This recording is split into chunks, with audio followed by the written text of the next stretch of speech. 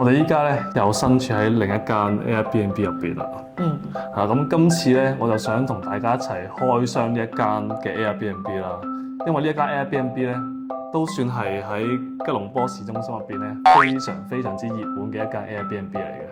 望出個景咧，好靚嘅，大家見到咧，雖然吉隆坡呢邊起樓起到密密麻麻啦，但係咧佢啲綠化咧都係做得好靚。有很多我們在中國的小姐姐呢，穿的泳衣就比較保守，但是來這邊呢都是穿比基尼的，給我們呢很多男性的客人很多福利的。這個福利我覺得大家懂的。對。呢度咧就係對 Phase 2嘅網紅打卡點啦，大家睇到咧呢度12點鐘咁鬼曬，都好多人喺呢度排隊打卡影相。其實當年咧，我哋就俾呢個 Infinity Pool 吸引住 book 呢間酒店啦，但係我哋係喺嗰邊咯，即係我哋係第一期，但係而家第二期咧係起到係 L shape 咁樣，270度打卡。所以呢度係有包咗3年，每一年5%嘅回報嘅。睇完嗰啲房啦，咁梗係要問下啲價錢啦。那個價錢是多少？所以這一個單位大概大概是。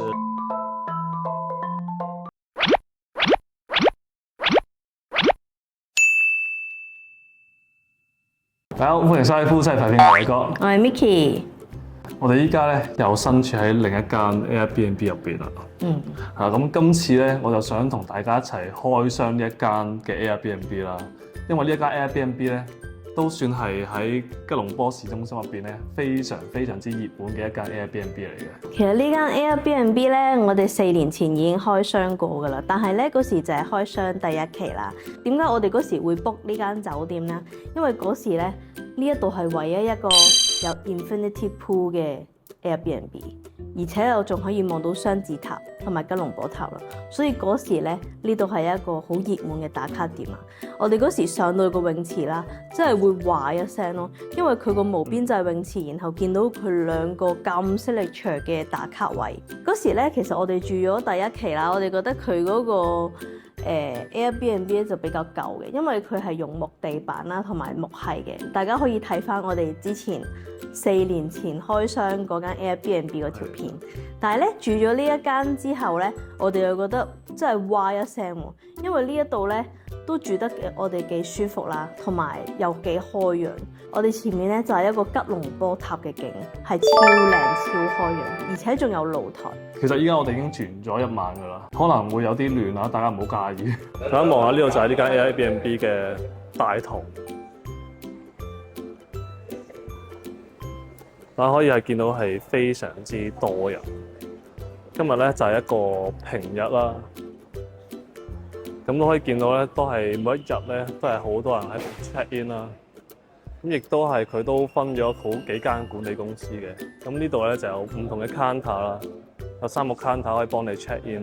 我哋今次住呢個咧就 book 咗一個2房嘅單位啦，都幾奢侈。我哋3個人住1000尺，係俾大家睇下。一入嚟咧就有個玄關位啦，咁呢度咧我哋就擺咗啲喼喺度，然後咧右手邊呢一邊咧就有個客廁，同埋咧好 surprise 喎，呢邊係有鞋櫃嘅喎，即係其實佢呢個格局咧係可以俾人住入嚟咯。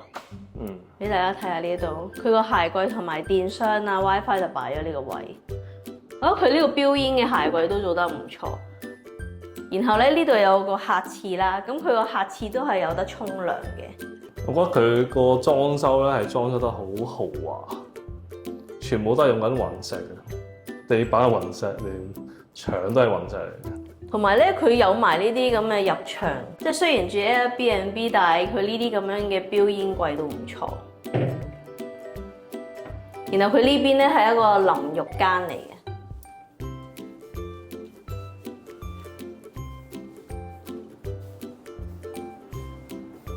嚟到呢邊咧就有一間客房啦。咁呢度一間房就係四方方、四正正咁3邊落床啦，張床都大嘅。呢盞燈係擺喺主人房嘅，但係如果再擺落去咧，呢盞燈就會爆嘅。嗰陣會搬翻去嗰邊嘅，因為咧呢凳咧真係太曳啦，我驚擺喺我哋間主人房度咧就會俾佢拱冧。跟住呢邊咧都有個衣櫃嘅喎，佢咧係全部連晒家私咯，我覺得佢呢個都幾好，同埋佢啲家私摸落去唔會話好 cheap 咁樣咯。唯一一個缺點咧，就係呢間房咧真係有啲細，即係佢擺咗張5尺床喺度咧，咁咧就已經基本上都冇乜位噶啦。雖然都係3邊落床。跟住嚟到呢邊咧，就開始見到客廳嘅部分啦。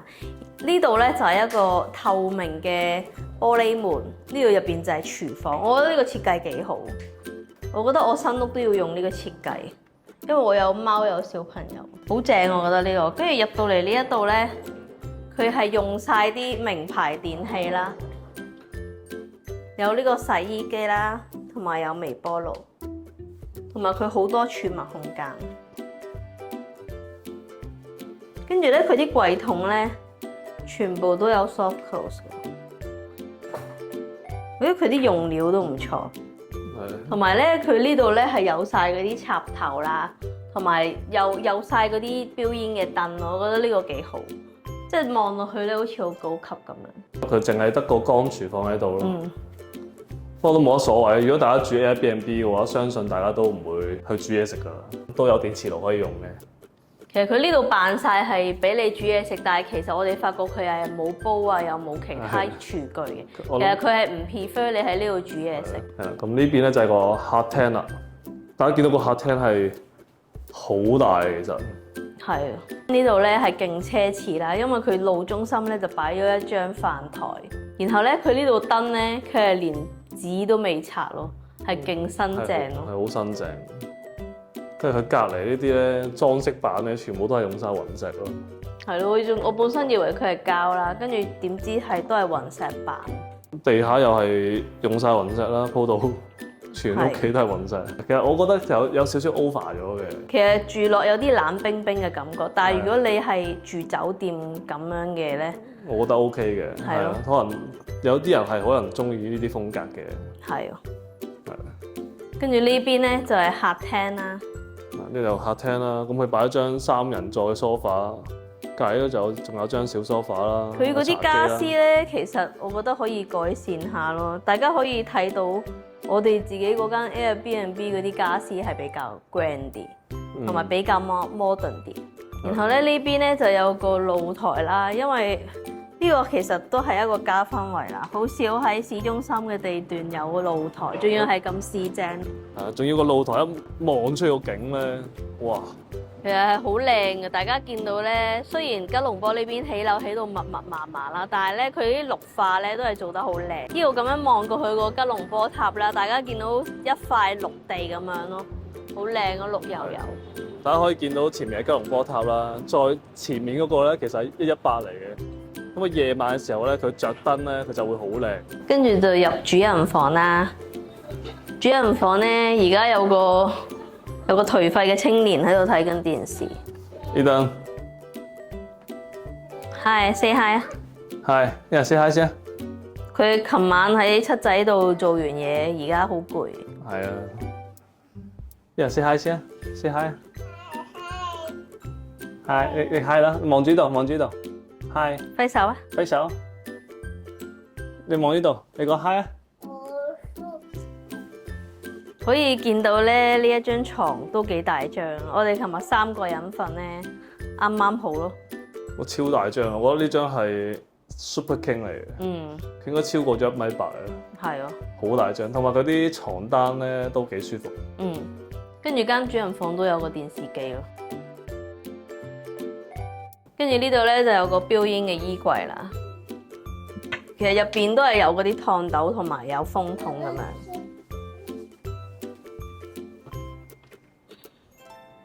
係咯，有嗰個燙衫板，正常酒店嘅配套啦。跟住咧呢度就有啲酒店嘅規則啦，呢度係唔俾食榴蓮喎，呢個酒店係唔俾帶榴蓮入嚟。正常都唔俾嘅。跟住呢度係個洗手間啦，我覺得呢個洗手間都幾舒服。呢度咧嗰個抽氣系統都唔錯啦，同埋佢啲熱水都唔錯。但係咧唯一嘅缺點就係佢嗰個沖涼咧就係一支支咁樣擠出嚟嘅。好似好快用晒啊！我洗頭都洗2次就已經冇咗一支。跟住呢一邊咧個鏡櫃入邊咧做咗個插掣咯，其實都幾方便。有插掣嘅原來。係啊，我就可以喺度吹頭，同埋佢 marble 嚟講，即係覺得好乾淨咯，唔會話污污糟糟咁樣咯。Where's Eden？Where's Eden？Eden 咧 ？Eden 喺邊啊 Eden？喺邊啊 Eden，咳咳咳咳咳咳。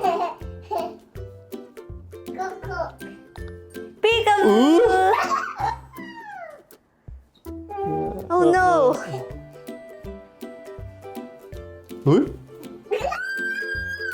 呢度咧就係對 Phase 2嘅網紅打卡點啦。大家睇到咧，呢度12點鐘咁鬼曬，都好多人喺呢度排隊打卡影相。其實當年咧，我哋就俾呢個 Infinity Pool 吸引住 book 呢間酒店啦。但係我哋係喺嗰邊咯，即係我哋係第一期。但係而家第二期咧係起到係 L shape 咁樣，270度打卡。Hello， 係啊，咁呢一個咧就係發展商嘅代表 Alan。對，我是 Alan。係啊，咁我哋尋日咧就住完嗰間 Airbnb 啦，就發現個質素咧覺得都唔錯，所以咧我就上網揾下佢發展商電話啊，睇下冇得再睇下呢度嘅樓啦。咁發現咧原來呢度咧係仲有得買嘅喎，係啊，所以我就約咗 Alan 出嚟啦。好啦，咁依家我哋就嚟到45樓 ，Alan。有什麼單位可以讓我們看一下嗎？我們現在帶大家來看一下我們 A 單位的一個戶型，2房的戶型。好，我們在這邊。好，我們看一下。對，這是我們的樣板間，就是它是 A，然後45樓6號單位，大家可以走進來看一下。這一套單位呢是102平米，2房2廳。102平米就是多少？相當於1100平方英尺。1100尺。OK。然後大家看到的，都是我們的交房標準，都是已裝修好。OK。一到嚟就有個好大嘅玄關位啦，這是一個玄關。對。之後呢度有間，其實同我哋尋日住嗰度差唔多。對，這是一個我們的叫小房間客臥。對，呢度有間細房啦。對，然後我們這個床墊呢是從美國進口過來的，美國床墊呢它的價格大概是2萬馬幣。2萬馬幣一張。是。難怪我覺得昨天睡得這麼舒服啊！我覺得那個從美國進口過來，然後您看到這邊有一個衣櫃，可以拉式的。OK。對，後期的做工。就是現在看到的東西都是全包的。對，我們看到的都是全部，我們將來會送給我們的客人的，包括這個空調啊、床墊、床啊這些裝修，這些都是我們統一的交房標準。所以基本上就已經拎包入住就可以了。是。然後這邊呢就有一個公用的衛生間。OK。對，有個洗手間。對，然後它的亦都有沖涼咯。對，都是做好乾濕分離的。OK。然後我們知道很多女客人她有很多鞋子，所以我們給她做了一個很大的一個鞋櫃。係啦，有包埋鞋櫃。對，很大一個鞋櫃。然後我們平時那個電閘總開關呢會在這個位置，這裡可以給我們的女客人放很多鞋啦。對，還可以，這上面還可以放一點雜物。我覺得佢嗰啲傢俬嘅質量都唔錯，其實。然後從這裡走過來呢，是我們的一個廚房，一個開放式廚房。對，我們這邊是用電的，不是用天然氣。然後您看到這個冰箱，還有這一個微波爐啊、洗衣機啊，都是博士品牌。呢個都全部都係名牌。對，然後我們這個灶台也是博士的，都係 Bosch 嘅。然後這個櫃子呢，都是做好的了。對，客人在就是到時候買點鍋碗瓢盆啊，就可以自己對，可以煮飯。然後這邊有放餐具的櫃子啊，都是做好的。對，這邊有放筷子啊、勺子啊之類的。佢啲儲物空間都好多，大家見到嗰度上面都仲有櫃。是，上面還有櫃子。然後這裡是也有個推拉門，可能也是做飯的時候可以把它關起來。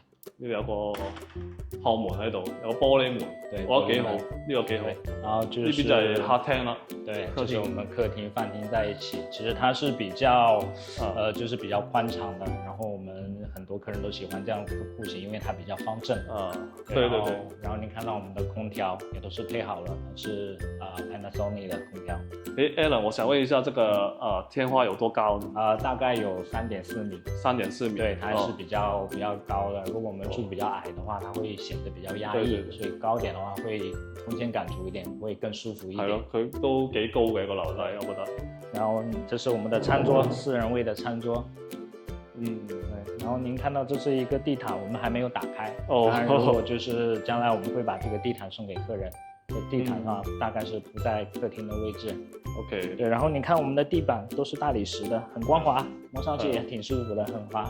全部都係大理石，對 ，marble。包括這個，它是一個，這個我們也是貼的瓷磚吧。這個也是大理石嗎？對，大理石的瓷磚。然後這邊就是我們的客廳啦，客廳、沙發這些，還有茶几啊、電視櫃啊，也都是我們送給客人的。這個電視呢，也是松下的，雖然我們現在看電視的人會比較少一點。然後看一下我們的景觀。咁呢邊望出個景觀呢？我們的雙子塔就在我們的右手邊。係啦，就可以望到雙子塔啦。對，而且這個雙子塔以後呢，是沒有什麼建築物會遮擋到它的。OK。對，然後遠處你看到有個噴泉的是湖濱公園，然後綠色房頂的那個是國家的圖書館。這個房子呢，平時它的採光是很好的，因為太陽照過來了嘛，所以我們房間裏是非常的亮的。呢個係咩方向啊？呢個係？這個是朝北的。北面。即係坐南向北。對對。我哋睇埋個主人房先。對。大家可以看一下。對，我們主人房也送給了客人一個電視機，然後同樣的進口的床墊。我想說這張床很大張。這個應該是2米的床，我覺得這個床可以一家4口。對，2個人大人加2個 BB 是睡沒有問題的。我昨天有睡這個床，很舒服，這個床是。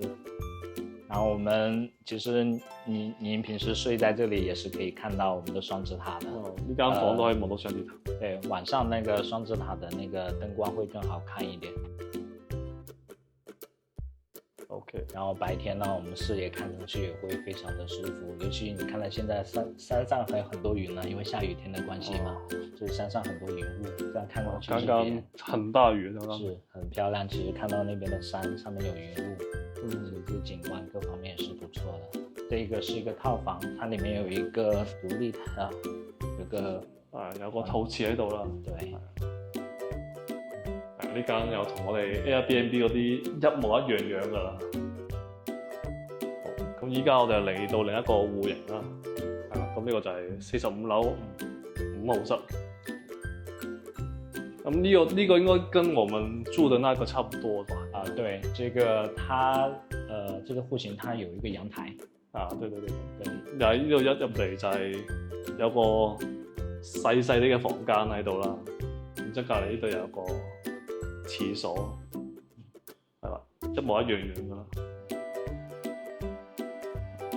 咁呢一個賣點咧就係佢呢度係有露台嘅。對，然後它的景觀也很好，可以看一下。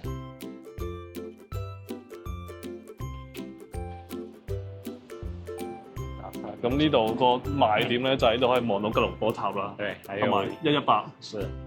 晚上的時候，那個118塔它的有燈光的，有些時候燈光會比較好，所以晚上的時候我們看出來就可以看到最前面這個 KL 塔跟後面的相比的話，它是一個很老的東西，然後後面的118塔它是一個很先進的東西，因為它的燈光啊就顯得它是一個舊產物，但是那個118塔的它的燈光呢就更現代化還有未來化，感覺它是燈光是比較科幻的。對，但是我發現有時候呢，那個118是沒有開燈的。對，它不是每天都開燈，哦，它是不定时的开灯，但是它开灯的话，大概会开3个小时左右。哦，对，它的整栋的都有光，然后它的灯光是一直变换不同的颜色。其实我觉得在 KLCC 里面很少有阳台的。对对对，就是其实，在市中心里面有带阳台的户型，其實不多的。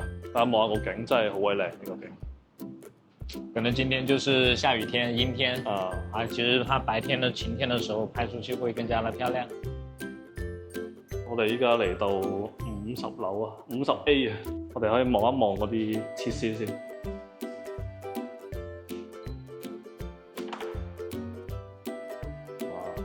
其實我來我們酒店住的客人呢，他只知道我們的泳池非常的優美，非常的好。對對，是最有名的。但是他們忽略了我們樓下還有個健身房。哦。所以我們平時有社恐的這些客人呢，完全不用擔心來這裡會受到人打擾，因為來這個健身房健身人太少。基本上是沒有人用。對對。這個健身房看出去的景觀是很漂亮，是，就是跟剛剛下面看的一樣。這裡的健身房設施沒有特別的專業了，但是該有的基本都會有。對了，這個健身房其實是挺大的，我覺得。是，這邊還有瑜伽區啊。我之前有個客人就特別喜歡練瑜伽，他平時怕被人打擾，然後他來了這個健身房之後呢，發現根本就沒有人在，所以他是因為這個原因買了一套房。練胸的器械也有，練背的器械也有，都幾齊全喎。然後其實很齊全啊，是練腿的，史密斯也有，史密斯機也有，已經很夠了。我覺得這個啞鈴可能重量對於我來說有點大，所以我一般不玩它。哦，這啞鈴區啦。是，然後購買我們房子的客人呢是免費使用這個健身房。啊，對對對。旁邊還有什麼？其實那邊沒有了。那邊沒有了，那邊就是辦公室。OK，咁我哋而家去睇一睇個頂層啊。頂層咧就係呢度最出名嘅無邊際泳池。我哋上到嚟最頂層啦。咁呢一個係即係餐廳嚟的，對，是米其林的餐廳。哦，因為係一間餐廳嚟嘅。它需要預訂，然後你看到的這個電梯是專門為它服務的。哦，但是他們不是每天都開的，不是每天開，它可能週2、週4開。哦，週2、週4，對，好，我們現在出去看一下這個無邊際泳池啦。對，我們這個泳池呢是 L 型的 ，L 字形，它有537平方米。537平方米，大家望下呢個上面呢個景真係好靚。但我有一個問題，其實我有住過那個 The Phase One，其實 Phase One 那個景觀是更漂亮，我覺得。但是 Phase One 呢，它因為我們2期建好之後呢，擋掉了它部分的景觀，所以你在它的泳池再看雙子塔的話，可能就看不到。哦，但是我們可以走到這邊，是可以看到更多的景色。TRX 都睇到。現在有點下雨哦。我們說的4大天王嘛，就是雙子塔。晚上這個位置呢是黃金位，就是我現在站那個位置。到了8、9點鐘的時候，在這裡拍照是要排隊的，因為太多的人在這裡拍照了。哇，是，對對對，我這裡蠻漂亮的。是。我剛跟你說的，昨天在看見我的那個。呢個比起我哋自己嗰間 Airbnb 仲靚。呢個泳池好大個。今天可能人少一點，因為下雨嘛。那平常的話是會給我們很多男性的客人很多福利的。這個福利我覺得大家懂的。對，有很多我們在中國的小姐姐呢，穿的泳衣就比較保守，但是來這邊呢都是穿比基尼的，很敢露，所以我覺得這是一個很好的福利。福利來的嗎？是。然後前面有一個兒童的游泳池。啊，這邊是一個小朋友玩的小泳池。OK。所以酒店跟這個公寓都可以用這些的設施，對，都是免費用的。其實您看到那邊的就是我們Phase 1嘛，我們可以走過去看一下。過來睇下。就是我們還沒有建設Phase 2期的時候呢，Phase 1期的它的泳池是吉隆坡最好的空中景觀嘛。我4年前住過一次。是，我們之前來吉隆坡也都是住Phase 1期，就是奔着它的酒店這個泳池來的。對對對。但是呢，你可能看到這邊呢，這個位置就被我們擋住了，所以它看不到，所以看不到雙子塔。但是那個方向呢，它還是可以看得到的。但是說點題外的，就是 Phase 1期啊，因為它建得比較久。它的電梯我有點害怕坐，因為上去的時候太晃得很厲害。其實Phase 1是幾多年了已經是？17年開始的。17年，对，2017年。多所以17我们2期的这种装修标准啊，在1期的上面做了很大的改进，对，做了很多的升级。所以你看到我们2期的那个装修标准，远远会比1期的高很多。好很多。我觉得因为1期呢，我上次住已经是4年前，4年前，然后它的地板是木地板来的嘛，对，然后它已经对，凸起来了，对。所以我们现在用的都是大理石的木板，因为怕受潮啊，会隆起来啊，对，后期保养可能会不太好，所以我們現在選用的都是大理石的地板。Later。好啦，咁啱啱咧 Alan 就帶我哋參觀完啲房型啦，又帶我哋去參觀咗啲設施啦，咁啊有健身室啦，有最出名嘅泳池啦，咁上面個泳池咧就真係好靚。睇完嗰啲房啦，咁梗係要問下啲價錢㗎啦。那個價錢是多少？我們大概優惠後的價格呢是1850一尺，所以這一個單位大概大概是馬幣209萬左右。哦，200萬多一點。對，200萬出頭。我們會給客人做包租。對，我們會給客人做3年，每年5%的包租。OK。那客人的話，他就不用再關心他的房子有沒有人住啊，或者說平時是不是要打掃啊，這些都不用他操心。OK。對，我們會。所以呢度係有包咗3年，每一年5%嘅回報嘅。對對。OK。咁我覺得係幾好喎，呢個係作為一個投資盤嚟講咧，你又唔使擔心你個盤租唔租得出去啦，之後你就每一個月有穩定嘅現金流，而且如果大家有做 mortgage 嘅話咧，其實咧呢個收到翻嚟嘅錢咧係會多過你供款嘅錢。是，我們也有中國的客人，他是有做貸款的，他每個月收到的包租的租金是可以覆蓋掉他的銀行貸款，然後他還有幾千塊錢剩。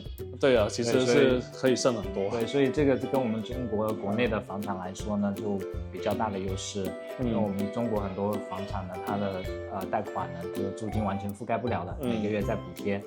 對，所以我們現在很多中國的客人是喜歡我們這個戶型，喜歡我們這個項目。因為你們是包頭3年嘛，然後如果3年後是怎樣處理呢？3年之後的話，還可以跟我們的包租公司繼續簽訂這種包租的協議。它可能是按照分成的模式，那客人拿70%，包租管理公司拿30%。這麼平均下來的話，大概也是每年也有6%左右的一個收益。這還要比那個5%還要高。對，因為其實越來越多的遊客來馬來西亞旅遊嘛，他們肯定是要來這邊住宿的。那我其實我們的Face 2期呢，在我們國內是比較出名的，因為很多遊客都是在我們的泳池打卡。對。所以這個其實來這個酒店呢，是他們來吉隆坡的第一站。係，其實呢個真係一個好出名嘅網紅打卡嘅酒店定係公寓咧。總之嗰個泳池咧就係非常之出名嘅。對，所以您就不用擔心你買到房子就是投資回報太低啊，那就不存在這個問題。咁如果大家真係有興趣嘅話咧，咁記得 WhatsApp 我啦 ，Alan 咧就會安排人哋啦去帶你哋咧去睇呢層樓嘅。有客人需要我們去酒店接啊，去機場接啊，我們都是可以提供這個服務的。今日真係非常之多謝 Alan 帶我哋去參觀 The Phase 2 2期啦。大家真係有興趣啦，就記得喺下邊咧 description box 有條 link 嘅，可以直接撳入去啦，就聯絡到我哋啦。之後可以安排你哋去參觀呢個 The Phase 2嘅。我覺得作為一個投資物業嚟講咧，呢一個 Phase 2係幾唔錯嘅，因為我哋自己都試過主導嘅 Airbnb 啦，我哋覺得呢個質素咧係真係幾好啊！無論係嗰啲床褥嘅質素啊、床單嘅質素啊，甚至係入邊嗰啲用料，即係每一年你有5%回報，然之後你又唔使自己打理，3年之後你仲可以攞到更加高嘅回報。如果申請 MM2H 嘅話咧，可以諗一諗呢度嘅樓盤。好啦，我哋今日呢條片咧就到呢度完結啦。如果大家中意我哋呢條片咧，就記得俾個 like 啦。未訂閱我哋嘅朋友咧，就記得訂閱我哋啦。同埋記得撳埋個鐘仔啦，我有最新影片你就收通知啦。拜拜。